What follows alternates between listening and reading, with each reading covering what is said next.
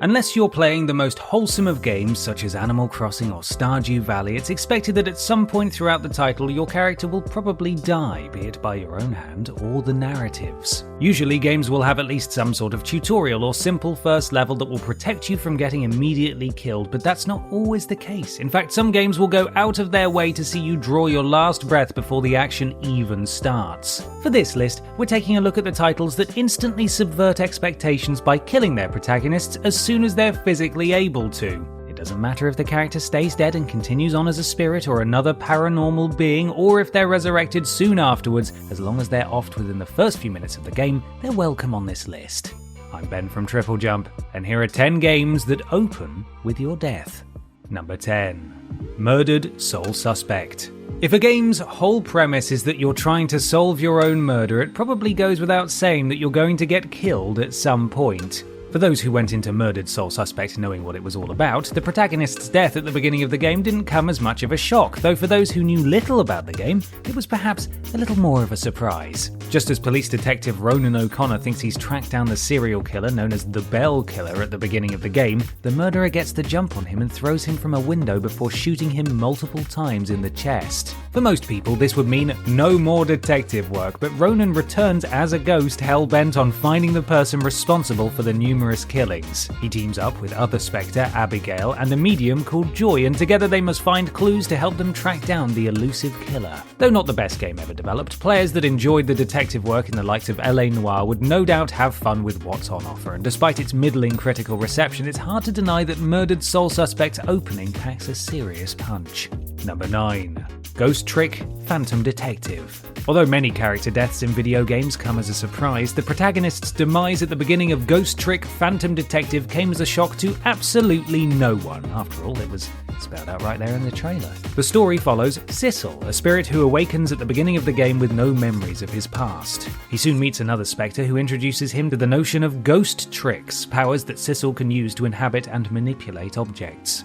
He's also able to possess corpses and time travel back to 4 minutes prior to their deaths, which he can then use to alter the timeline and save whoever he's possessing. Using his ghost tricks, Sissel must work out who he was before he died and what killed him before dawn breaks and his soul is destroyed forever. Just because you're dead doesn't mean you can't have an awful lot of fun, and Ghost Trick Phantom Detective puts an interesting twist on the concept of a spirit character solving their own murder. I won't go any further into the plot details for fear of spoiling the whole thing, but suffice it to say that this little known gem really is worth picking up if you're hankering to play a game where you're dead the whole time. Number 8. Shadow of Memories. It seems that one of the many advantages of living in video games is that if you're unfortunate enough to be murdered, some being or other will be kind enough to resurrect you in one way or another so that you have the opportunity to catch the perpetrator or avoid your grisly fate altogether. This is the basic premise of 2001's Shadow of Memories, or Shadow of Destiny if you want to get North American about this, which sees protagonist Iker stabbed to death at the very start of the game.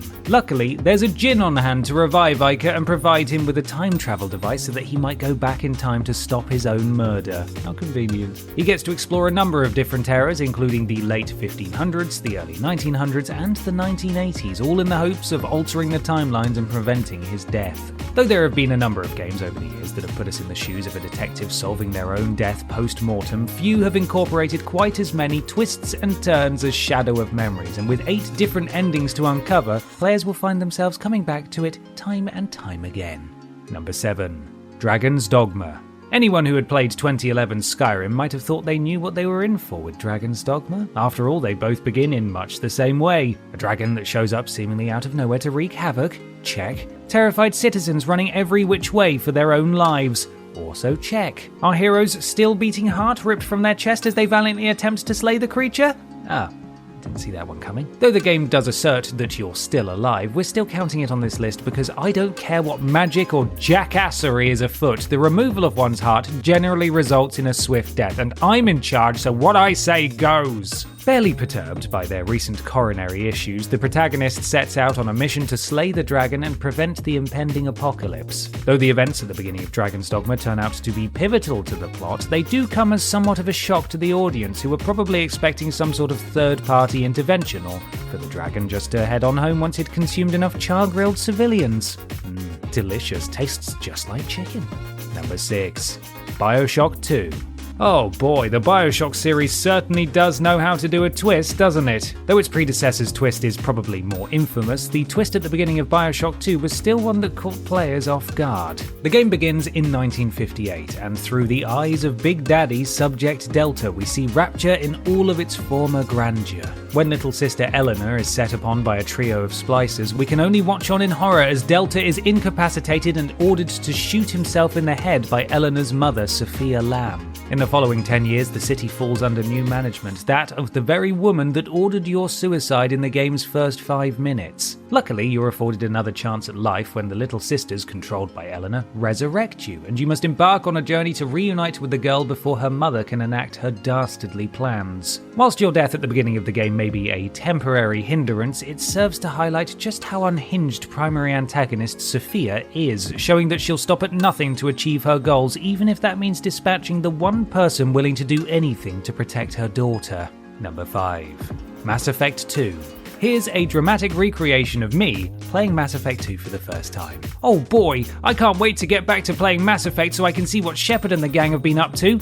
Wait, why is he or she flying off into space? Not to worry though, past Ben, because this is a video game and thankfully, death is not always permanent. Mass Effect 2 opens shortly after the events of the first game and puts us right back into the action as the SSV Normandy is attacked. As the rest of the crew evacuates, Shepard goes back for Joker and the pair make for an escape vessel but are separated. With Joker's safety assured, Shepard sacrifices himself and jettisons the last pod. We assume, as he floats into the vastness of space, that Shepard has got one final trick up his sleeve, but nope. He slowly suffocates and dies, leaving players with nothing to do but stare, mouths agape at what they've just witnessed. Of course, his body is recovered and he's eventually revived. After all, there wouldn't have been much of a game if he hadn't been, but they did have us wondering for a minute if we'd be playing through the rest of the series somewhat Shepardless. You got us, Mass Effect 2. You got us. Number 4. God of War 2.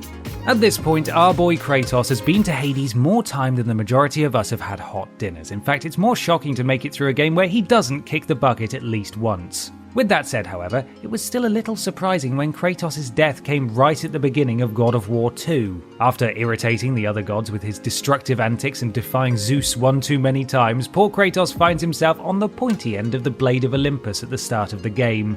Naturally, he doesn't stay dead for long. After all, you can't really have a game called God of War if your eponymous deity has been brutally murdered in the first few minutes, and thanks to the Titan Gaia, our beardy pal is saved from the underworld and sent off on his merry way. Unfortunately for Zeus, that merry way culminates in a sweet, sweet vengeance, but in fairness to Kratos, if you stab a man in the stomach for being too hot-headed, you can't be surprised when he's resurrected, rallies a bunch of titans, and then swiftly proceeds to kick your arse. Number 3.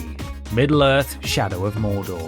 Aside from that whole debacle with the One Ring and the various goings-ons at Isengard, we like to think of Middle-earth as a fairly pleasant sort of place where one might be able to enjoy a peaceful life of munching salted pork and different variations of potatoes.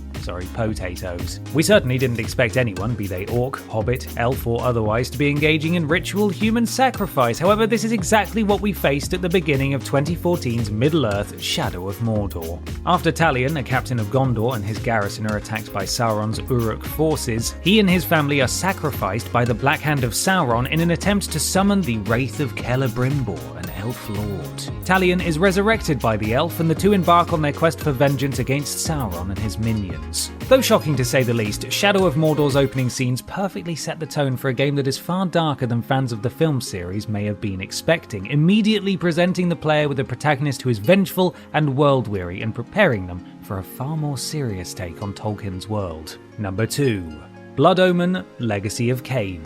From ghosts to djinns, we really have covered all manner of supernatural resurrection on this list, but thus far we haven't touched on any undead options for flummoxing the Grim Reaper. Fret not though, dear viewer, because here we have Blood Omen Legacy of Kain, a game all about transforming into a vampire, the cool kind, not the rubbish, sparkly kind. He meets Mortanius the Necromancer, who offers him the opportunity to come back from the dead and seek revenge on those who have wronged him. It might be Mortanius. I do apologise. Not one for small print, Kain accepts the deal, but is somewhat surprised to find that somewhere buried in the terms and conditions of the offer was the small matter of him returning not as a human, but as a vampire. Oh well, that's what you get for not properly reading a contract, isn't that right, James? Sir/madam. From here, players join Kain as he desperately searches for a cure, though what starts as a simple-sounding task quickly unfolds into a complex tale of corruption and sorcery, with Kain himself right at the centre of it all. Number 1. Demon Souls. It's hard to remember a time when the word souls wasn't synonymous with dying a lot, so when players booted up their PS3s and slipped in the Demon Souls disc back in 2009, it was somewhat of a surprise that, no matter how accomplished of a gamer they were killed within the game's first few minutes. This isn't your standard Soulsborne get good kind of death either. It's a cutscene in which you're unceremoniously smeared all over the paving by a big old demon, so regardless of how good you might be, there's just no escaping it. Other games might have intervened before the big baddie turned you to mincemeat, but not Demon Souls, which opts instead to quickly off you, then splash the words "you died" across the screen as though it's your fault. As much as this might have surprised players, it really was a good indicator of what to expect from the game. Like its successors, Demon Souls has an incredibly steep learning curve, and by plastering the player character across the floor with little more than a wave of the hand from a boss character, we instantly know we're going to be in for a bit of a rough ride. Oh well, you know what they say, if at first you don't succeed, die, and die again. That's it, isn't it?